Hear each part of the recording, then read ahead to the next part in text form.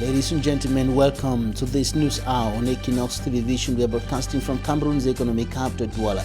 I am Bable Jonathan. In our top stories in this edition of the news, after leaving hospital, Jean Fai Bungong, the indigene of Ndu in the Dongamantum division, northwest region of the Republic of Cameroon, tortured by military, gendarmerie and police officers, says he has not been put through adequate medical attention and is still feeling a lot of pains in his head, in his heart and other parts of his body. What happened to him? How did he get himself into the dragnet of security and defense forces? What is the present state of his health? He will answer these questions in this edition of the 6 p.m. newscast. We will also take you to the far north region of the Republic of Cameroon, to the locality of Mada, a locality plagued by chronic underdevelopment. The locality has no access or inadequate access to potable water and other social amenities, no health center and a single school in that part of the country. We'll give you details coming up next.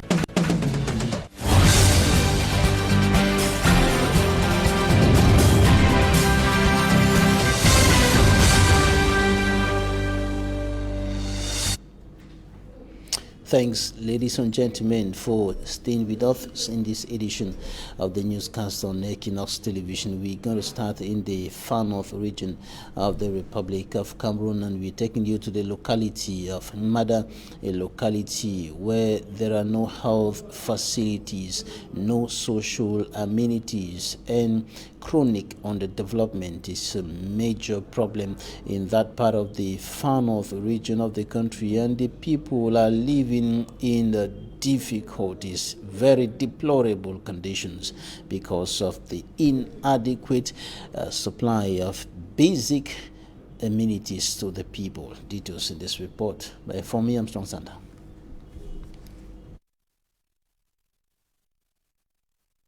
Welcome to Mada village, located some 10 kilometers away from Marwa, chief town of the far north region of Cameroon. Home to over 12,000 souls, Mada can only boast of a single primary school of 1 block and 2 classrooms, though created since 1993. At the center of the village is the unbelievable nature of the primary school building, more of a bush hut planted in the middle of a vast land where young Cameroonians study, seated on blocks. The unbearable teaching and learning conditions goes as if it's normal, and over their head is a roof made of stems of maize and millet. Each time learners here go for weekend, the classroom is transformed into a toilet by rascals. The headmistress says removing feces and other waste every Monday has become a normal phenomenon for her and her pupils. Faute de fenêtres et comme vous le constatez, pas de porte, pas de fenêtres. Lucas says the pathetic structure is the only one which has resisted the effects of nature over time, from among the 3 initially constructed by the local population. Je suis venu lorsque le bâtiment avait 5 ans. After over 27 years of hardship, Government Primary School Mada now boasts of a modern block of 2 classrooms with new benches, constructed by a good Samaritan, moved by the suffering of learners of the helpless Mada community. School officials are grateful and also confident that they will be able to make up for the teaching and learning deficit as a result of the poor infrastructure. Above the deficit in the educational infrastructure, Mada is also sick in every aspect of basic social services, from the absence of a health unit, electricity, and potable water. In short, Mada is more of a completely abandoned village. Now we're taking you to Ndui, the Dongamantum division, northwest region of the Republic of Cameroon, where we're going to hear the victim of violence Fai Mbungong, the indigene of Ndu, was tortured by gendarme officers and military and police officers in that part of the country, suspected of being in connection with the separatist fighters. He was severely tortured, and after he left the hospital, he says that he's not been put under adequate medical attention, and he's still feeling a lot of pains in his head, in his heart, and other parts of his body. What happened to him? How did he get himself into that? And what is his present state of health? Take a listen to this extract.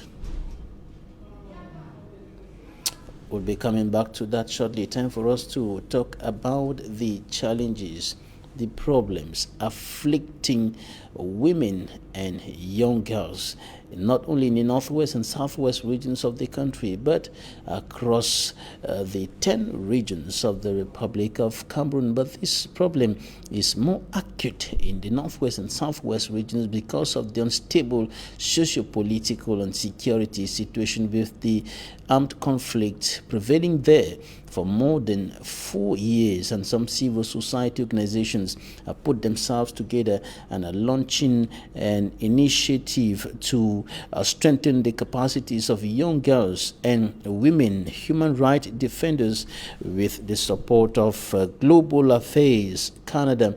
The civil society organizations converge on the country's economic capital, Douala, today to launch that project, which is get at strengthening the capacities of the vulnerable groups of persons, notably women and girls, in the face of challenges, gender-based challenges, violence affecting them enormously. Take a listen to one of the civil society leaders.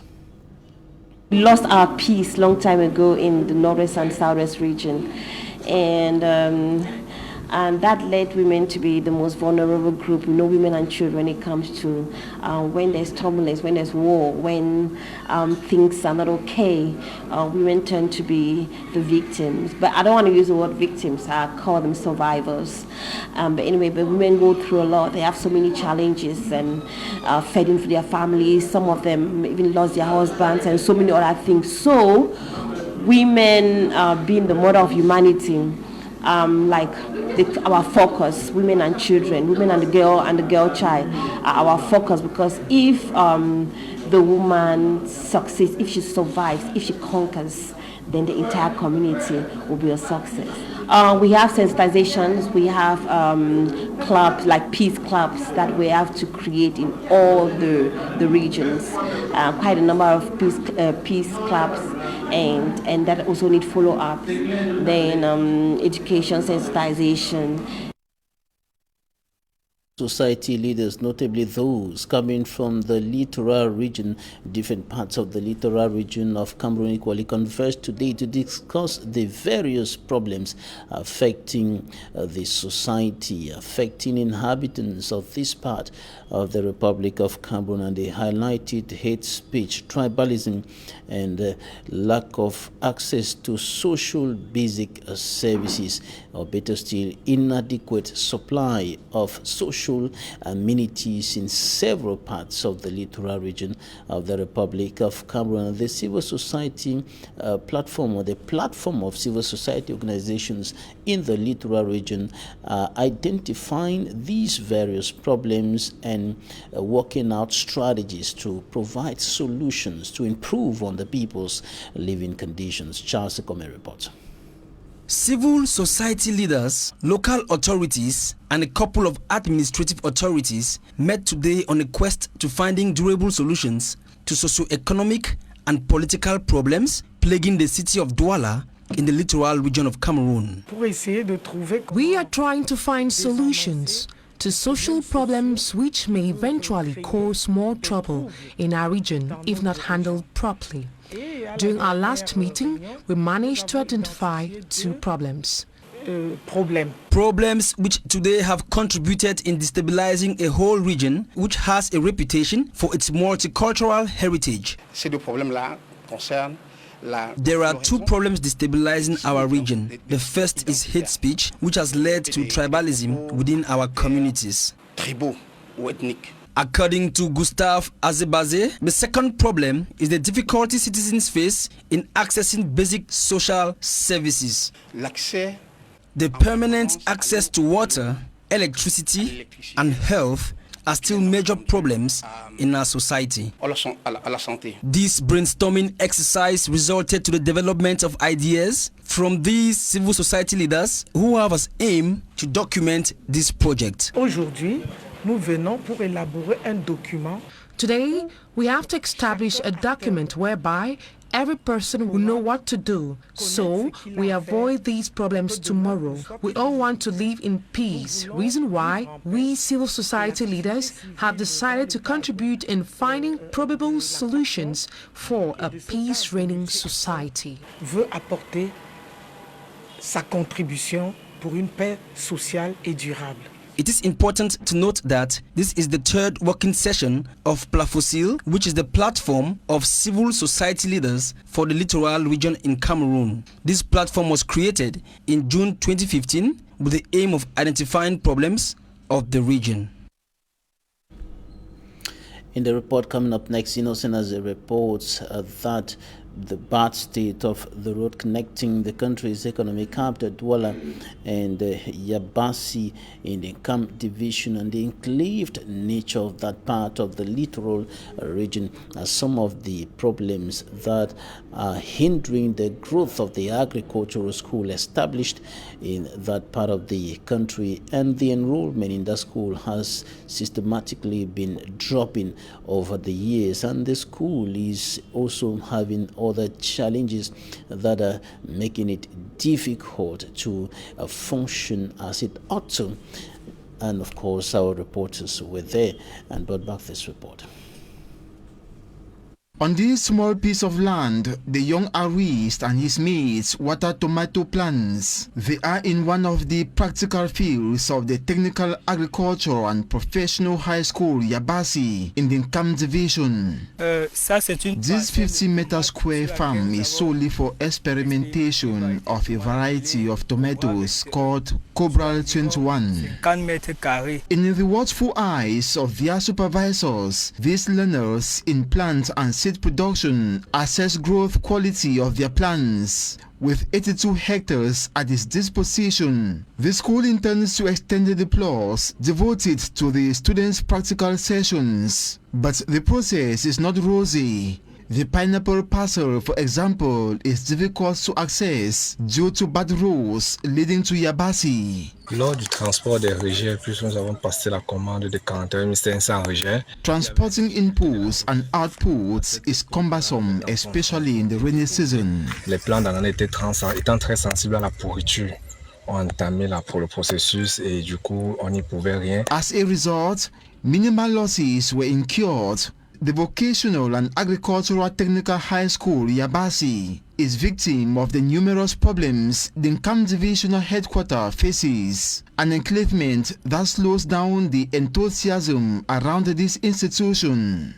After the school attained a peak of 198 students during the 2018-2019 academic year, the number dropped to 163 students for the current year, according to Louis David Njenjok, first ever principal of the school.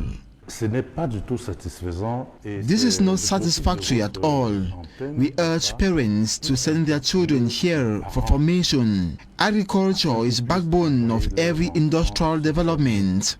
Nous avons besoin des jeunes pour se former afin de relever tous les défis économiques de l'heure. If these school authorities are embarrassed, it is largely because the 350 expected number of students is never attained yearly due to the remote and landlocked nature of Yabassi. Added to this, lack of modern social amenities that may constitute attractive elements for the young people expected here. Also, lack of visibility for the very first technical, agricultural and professional high school in Cameroon, of which few Cameroonians are aware.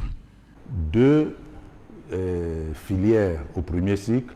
Students are trained in animal and crop farming. and after 4 years, they are issued a professional certificate. Ceux-là sont titulaires de certificat d'aptitude professionnelle dans leur option choisie. Another concern around this professional school is the question of integration of the trainees. To date, little data is available on the integration rates of graduates from this school, but training the students to be capable of setting up agricultural businesses remain a challenge.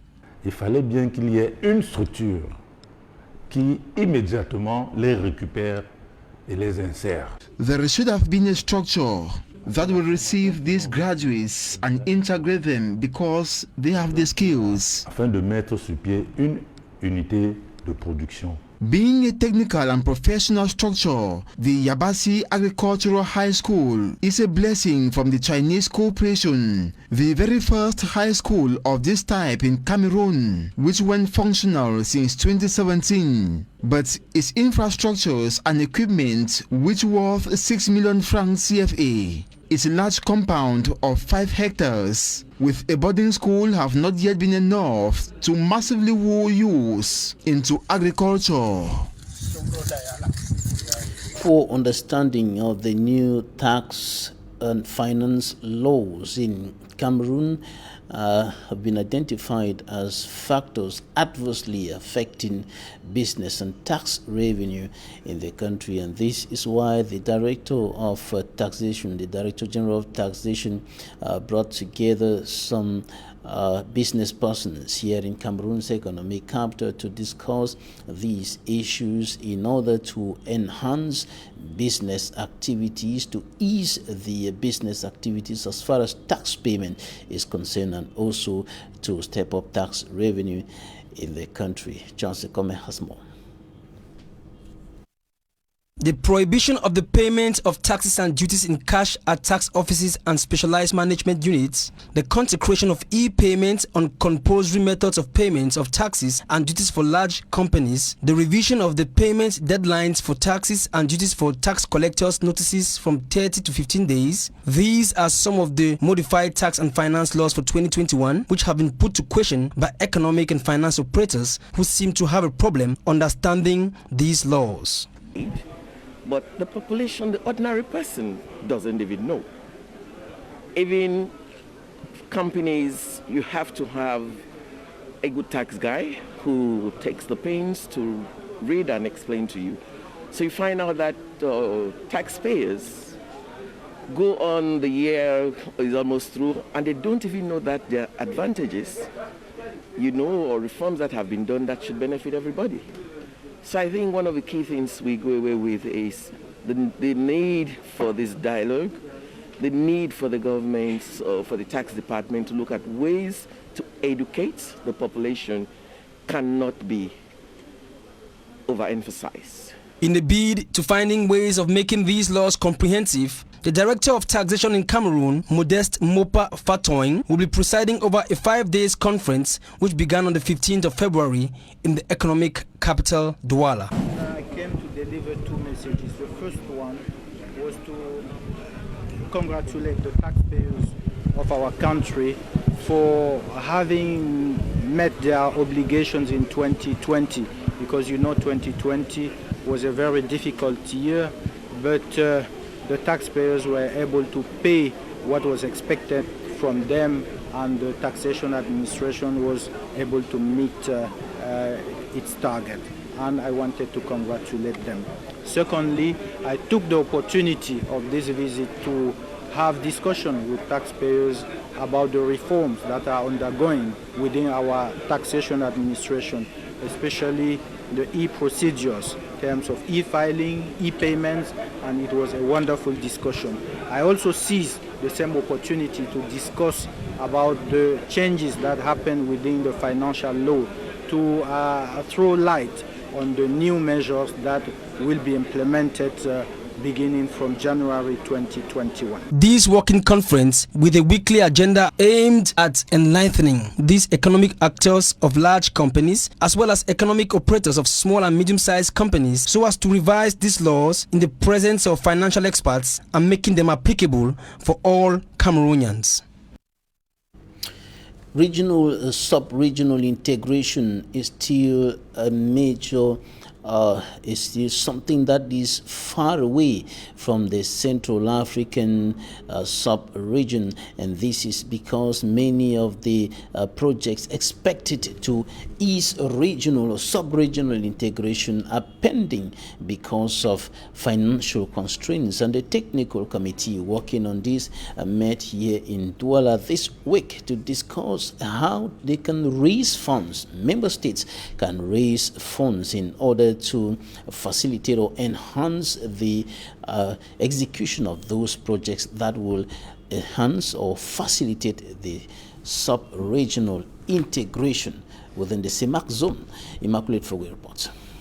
CEMAC member countries brainstorming on how to mobilize funds for the financing of sub-regional projects. These stakeholders have been urged to settle their debts and equally improve their financial records for better reintegration. The focus of the working session is to go project by project, see the amount announced in Paris. Is that amount available? If it's not available, what are the next action to be done?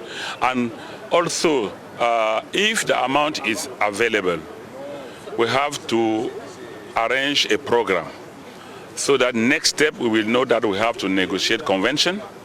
Next time we have to start the disbursement. Next time we have to go on the field with the mission to make sure that we are going to realize this project. The recommendations made by the technical committee in charge of managing these resources will be able to address some pending developmental projects of CEMAC member countries. We have to make sure that you can go from Cameroon to Chad, you can go today from Cameroon to Central Africa. So we are trying to work on integrative routes and so on. That is what we are trying to do. And it is very important because if we are not integrated, we will save ourselves together or we are going to perish together. So we have not. Though they are working in close collaboration with the International Monetary Fund, the technical committee has emphasized on the importance of enhanced collaboration with institutions such as the World Bank and Central African Development Bank for the better advancement of the 12 projects. I told you earlier that Jean Fai Mbungong, the indigene of Ndu in the Donga Mantum division in the northwest region of the country, says that he has not been put through adequate medical attention. He was tortured by officers of the National Armed Forces from the military, gendarmerie and police forces, and he was taken to the hospital. He's left the hospital, but he is still in a lot of pains. He's still feeling pains in his head, in his chest and other parts of his body. What happened to him? How did he get himself into the dragnet, or better still, the trap of the soldiers, gendarmes and police officers? And what is his present state of health? Take a listen to him. He spoke to our correspondent in Du. I will commode go for site for market for go grade my auntie as from back 12 quarter. On that day, I left the house to greet my aunt at Mbakwu Quarter. Just when I left her house, I met soldiers around the next compound who called me, saying that I was Amber. I told them that I am not Amber, but they didn't listen to me and started beating me from there right up to the council building. They just start beating me from the front right up to council. Yes, the medicine where we get them. It will be traditional medicine where we be at the treat cough. The traditional medicine I had on me was that which I used to treat cough and stomach bite. That's why I did not. That's why I agreed to taste when they asked me to do so. That's why I agreed to taste when they asked me to do so. Then they be ask me whether if he test the medicine. Me I agree, I test them all. The one to treat cough was mine because I had cough, and that to treat stomach bite was meant to treat another patient. I inherited the traditional medicine from my late father, and I have been using it to help people. The two IDPs, one will be my own ID, then the other one will be my late papa. Concerning the national identity card, one was mine and another belonged to my late father. I went out to establish his death certificate. So that very spot them where they beat me at the ear pains. Even like my chest at the ear pains from inside, and my head at the ear pains from inside. I am still feeling pains inside my chest and within my head. This is all the drugs they gave me in the hospital in Kamer.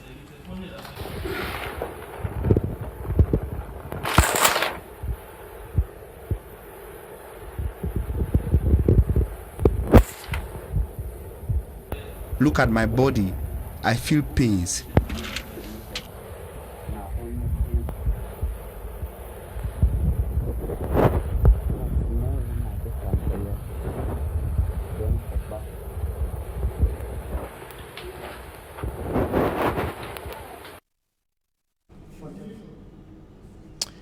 That was testimony by Jean Fai Mbungon, the indigene of Ndu in the Donga-Mantum Division, northwest region of Cameroon, who was tortured by military, gendarmerie and police officers.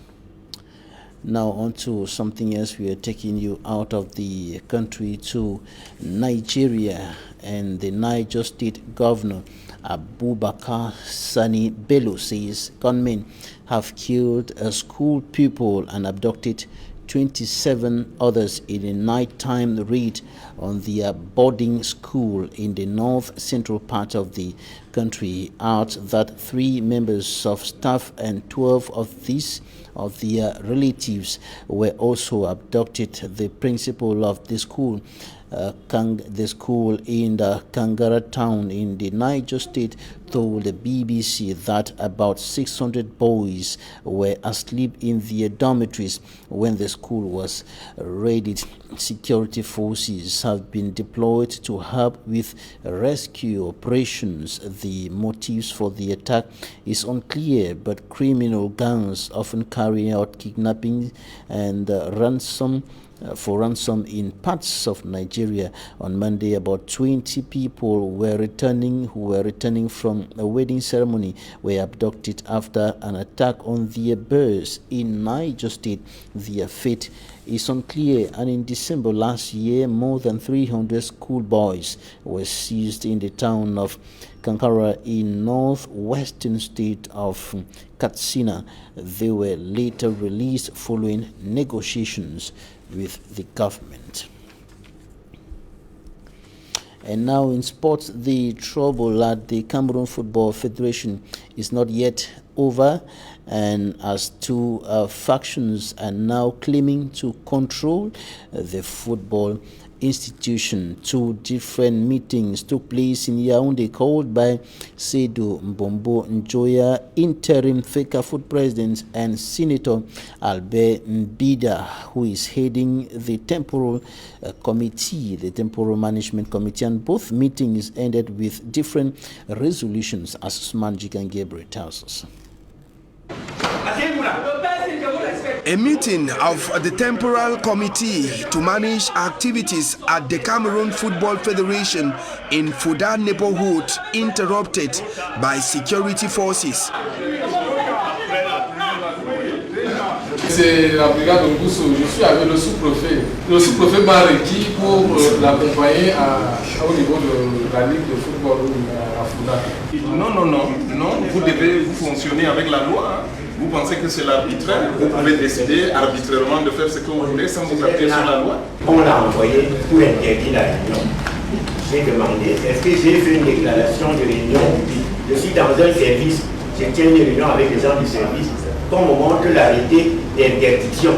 The executive members who were meeting for the first time since their appointment are looking at the ways forward to start the football championship. One of their main resolutions at the end of their meeting was the reinstatement of the Professional Football League at the helm of the organization of football championship in Cameroon. We have reinstated the Professional Football League, LFPC, as the institution to organize local championship in conformity with the decision of the Court of Arbitration for Sports. The president of the temporal committee managing activities at Fcfa sends a warning to other club presidents ahead of the start of the new football season. We have called to their attention not to participate in any championship organized by another organ apart from the Professional Football League, because result of such championships will be invalid at the end of the season. If the meeting at the Fuda neighborhood was interrupted at one point before it continued, that which took place at the Fcfa head office in Tsinga under the supervision of Seydou Bombo Joya went on his free, with 25 club presidents answering present and 10 club presidents absent. The main objective of the meeting was to seek ways at which the Professional Football Championship could be launched in the country in the days ahead. The president of the Cameroon Football Federation, Fcfa, is counting on state support for the launch of the championship. We hope that the problem of infrastructures and subvention from the states will be resolved as soon as possible. At the end of the Chinga gathering, it was agreed that the Professional League 2 Championship will be launched on February 27th, with the rest of Day 1 encounters coming up on the 6th of March 2021. And the League 1 Championship will be launched on February 28th, while the remaining Day 1 matches will be played on the 7th March 2021. The League 1 and League 2 Championship will be organized by the Cameroon Football Federation. It is another tug of war between these two persons at the helm of football in Cameroon. Thank you for staying with us. Talking Point is up next.